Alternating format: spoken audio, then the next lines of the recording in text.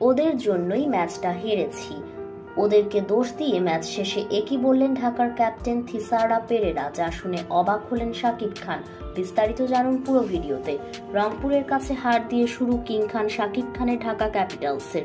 দিনের প্রথম ম্যাচে বড় লক্ষ্য তাড়া করে জিতেছিল ফরচুন বরিশাল। তাই দ্বিতীয় ম্যাচে রংপুর রাইডার্স 191 রান করলেও ম্যাচ থেকে ছিটকে যায়নি ঢাকা ক্যাপিটালস। 200-র কাছাকাছি রান তাড়ায় শুরুটা ভালোই করছিল ঢাকা। তবে হঠাৎই শেখ মেহেদীর ঘূর্ণিঝড়ে ভেঙে যায় ঢাকা ক্যাপিটালসের top order batting line up. কিন্তু সেটা ধরে রাখতে পারেনি মিডল অর্ডার ব্যাটাররাও। মেহেদী একাই নেন 4 উইকেট। তাতে শাকিব খানের মালিকানাধীন ঢাকাকে সহজেই হারিয়েছে রংপুর। এদিকে ম্যাচ শেষে উপস্থাপকের প্রশ্নের জবাবে থিসারা পেরেরা বলেন, উদ্বোধনী জুটিটা আমাদের ভালোই হয়েছিল, তবে লিটনের ইনিংসটা আরেকটু বড় হলে ম্যাচটা হয়তো বের হয়ে আসতো।